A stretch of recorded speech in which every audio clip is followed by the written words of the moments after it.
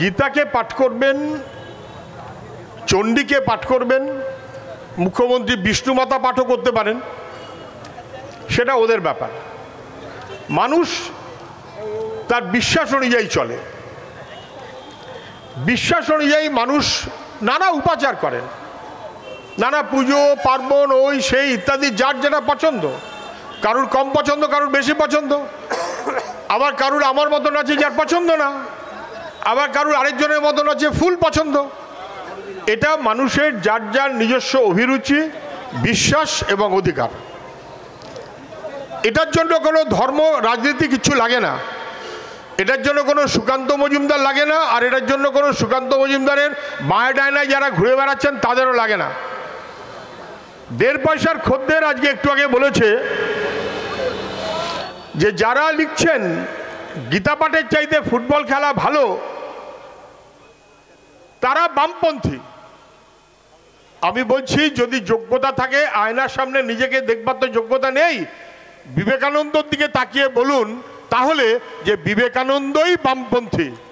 এসব বলার যোগ্যতা ওদের নেই, একেবারে কিচ্ছু যারা জানে না তারা মিলিয়ে এইসব কাণ্ডটা করছে। প্রধানমন্ত্রী আসবেন বলেছিলেন, তো প্রধানমন্ত্রী আসার জন্য সাইড লাইনের মিটিং দরকার ছিল। কদিন আগে দিল্লিতে সাইড লাইনের মিটিং হয়ে গেছে, তাহলে আর প্রধানমন্ত্রী আসার দরকার হয়নি। ফলে প্রধানমন্ত্রী সহ এই সব মিলিয়ে একটা এমন কিছু কাণ্ড কারখানা করছেন যাতে মনে হচ্ছে যে কারুর মনের বিশ্বাসটাকে টেনে হিচড়ে লাফি মারতে মারতে রাস্তায় নিয়ে আসতে হবে। কেন? যার বিশ্বাস তিনি পড়বেন, যার বিশ্বাস তিনি পড়বেন না। ধর্ম, জাত পাত ইত্যাদি ইত্যাদি মানুষের নিজস্ব বিবেচনা অনুযায়ী মানুষ চলেন। ওটা রাজনীতির সার্বজনীন কাজ নয়। সার্বজনীনভাবে গোটা ভারতবর্ষ আইন সিদ্ধভাবে, সংবিধানগতভাবে যে জিনিসটার পাঠ আমাদের সবার করা উচিত, আমরা এর আগে বহুবার প্রস্তাব দিয়েছি। বিধানসভার শুরুতে কেন আমাদের সংবিধানের প্রস্তাবনা পাঠ করা হবে না? এরাও শুনতে রাজি না, ওরাও শুনতে রাজি না। স্কুলের প্রেয়ার লাইনে সবচাইতে গুরুত্বপূর্ণ হতে পারত যেটা, সেটা হচ্ছে আমাদের সংবিধানের প্রস্তাবনাকে পাঠ করানো। এসবগুলো যারা করবেন না, রাজ্যে এবং দিল্লিতে ক্রমাগত উত্তেজনা বাড়াবেন, তাদের প্রতি আমাদের ধিক্কার থাকলো। আমরা সেই কারণে ওইটার কাউন্টার করাটা আমাদের কাজ না। এমনি ব্রিগেডের লোকজন বেশি জোটে নিয়ে উৎসাহিত হওয়ার কোনো কারণ নেই, ওটা কাউন্টার করা আমাদের কাজ না। সংবিধানের প্রস্তাবনাটা আমাদের সবার কায় মনোবাক্যে গ্রহণ করা উচিত। এটা আমাদের ভারতীয় মানুষের পরিচয় বহন করে, ভারতীয় মানুষের শপথ বহন করে।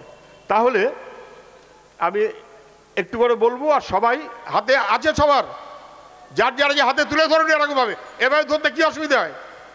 এ ধরলে তো দেখতে ভয় যায় যে কার কার আছে। যার যার নেই পাশে দেখে ডেকে নিন।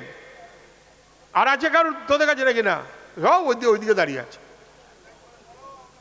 বেশ। কিন্তু এটা হাতে তুলে পড়বেন, হাতে তুলে তুলে তুলে যাতে আমি দেখতে পাই সবারটা। শুরু করলাম। আমরা ভারতের জনগণ সত্যনিষ্ঠার সঙ্গে সংকল্প করে ভারতকে একটি সার্বভৌম সমাজতান্ত্রিক ধর্মনিরপেক্ষ গণতান্ত্রিক সাধারণতন্ত্র রূপে গড়ে তুলতে এবং এর সব নাগরিক যাতে সামাজিক অর্থনৈতিক ও রাজনৈতিক ন্যায় বিচার চিন্তা মত প্রকাশ বিশ্বাস ধর্ম ও উপাসনার স্বাধীনতা মর্যাদা ও সুযোগ সুবিধার ক্ষেত্রে সাম্য ভোগ করতে পারে এবং তাদের সকলের মধ্যে ব্যক্তির মর্যাদা ও জাতির ঐক্য ও সংহতি নিশ্চয়তা সাধন করার উদ্দেশ্যে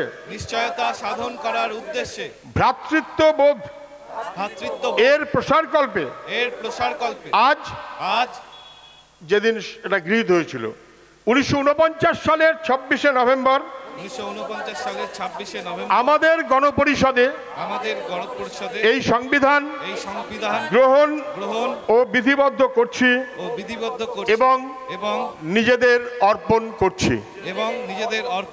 we the people of India, এইটা হচ্ছে আমাদের মূল কথা। তার আরো অনেক কথা আছে, এইটা আমরা পাঠ করলাম। কেউ গীতা পাঠ করুন, কেউ চণ্ডী পাঠ করুন, কেউ চণ্ডী বাজিয়ে দিন, কেউ বিষ্ণুমাতা করুন, কিন্তু এইটা হচ্ছে গোটা ভারতবর্ষের মানুষের সার্বজনীনভাবে গ্রহণ করার মতন পাঠ। আপনাদের সবাইকে ধন্যবাদ।